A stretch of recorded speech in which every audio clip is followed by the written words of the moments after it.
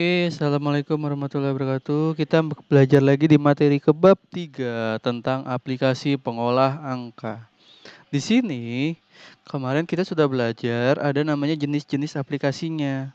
Ada yang pertama adalah Casprint, yang kedua Star Office, yang ketiga OpenOffice, keempat Gnome, kelima Abacus, keenam Lotus, ketujuh Microsoft Excel. Nah, kemarin kan sudah tahu ya apa maksudnya ya. Sekarang kita lebih ke arah kelebihan dan kekurangannya. Tentu sebuah aplikasi itu ada yang bagus, ada yang kurang.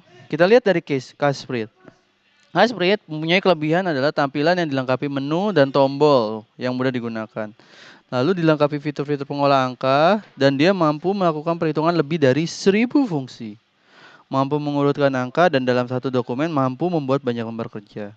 Kekurangannya, dia tidak mendukung format aplikasi perangkat lunak pengolahan angka lainnya. Artinya dia Casprint itu tidak terhubung dengan aplikasi lainnya, sehingga aplikasi tersebut jarang yang meminatnya. Yang kedua ada Star Office. Star Office adalah kemampuan untuk mengenali dan mengklarifikasi data yang ditempatkan di lembar kerja. Penggunaannya tentu untuk membuat grafik. Dan aplikasi ini dapat mengkonversi file yang dihasilkan menjadi dokumen Microsoft Excel. Tapi, kekurangannya adalah aplikasi ini tidak selengkap dengan Microsoft Excel. Yang ketiga, ada namanya OpenOffice. OpenOffice itu adalah aplikasi open source alias gratis. Dan dia menyimpan dokumen dalam bentuk PDF, XLM, XML, sehingga dapat dibuka di aplikasi yang bukan pengolah angka saja, tapi bisa digunakan aplikasi dokumen lainnya. Lalu menyimpan file dokumen itu juga bisa diedit oleh Microsoft Excel. Kekurangannya adalah kemampuannya hanya terbatas dalam pengaturan cat dan kertas. Dalam membuat sebuah kolomnya juga akan terjadi pesan notif. Nah, seperti itu. Yang keempat, ada namanya GNOME Office. Yang artinya kelebihannya adalah memiliki 95% fungsi-fungsi yang terdapat pada Microsoft Excel. Dia mencetak lembaran kerja dengan format tertentu, dapat menggunakan format file XML, dan perangkat lunak ini bersifat open source.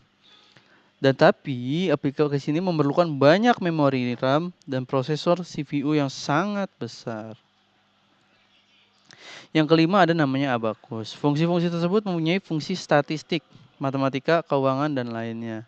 Kekurangannya, lembar kerja ini hanya dibatasi oleh ketersediaan pada memori komputer.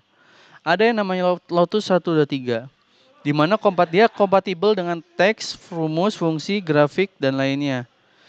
Dia bisa berkaitan dengan Excel. Dia bisa di-copy, bisa dipindahkan, dan dia dapat menggunakan baris sampai dengan 65.536. Fasilitasnya pun berfungsi untuk smart label yang berfungsi untuk membuat rumus lebih mudah dan cepat. Tetapi perangkat lunak ini tidak terlalu terkenal karena lebih terkenalan Excel daripada aplikasi ini. Yang ketujuh, tentu kalian tahu ya, ada namanya Microsoft Excel. Microsoft Excel ini dia dapat menyimpan data sebesar 1 juta baris dan 1.600 kolom dalam satu setnya. Aplikasi ini fleksibel karena bisa digunakan ke format lainnya. Program penggunaan rumus sangat lengkap sehingga mempermudah pengolahan angka. Pivot table bisa kerja lebih efektif karena data akan terupdate. Namun, di balik kelebihan itu semua, ada software yang berbayar. Excel itu adalah software yang berbayar atau tidak gratis. Aplikasinya pun memerlukan RAM dan CPU yang sangat besar. Untuk membuat kolomnya baru responden harus membuat rumusnya dulu, tidak langsung bisa dipakai. Ya, tentu sebuah aplikasi itu ada yang lebih, ada yang kurang, tergantung kita memakainya sesuai kebutuhan kita. Oke, materinya cukup sampai di sini. Jika ada pertanyaan, kalian bisa di kolom komentar aja.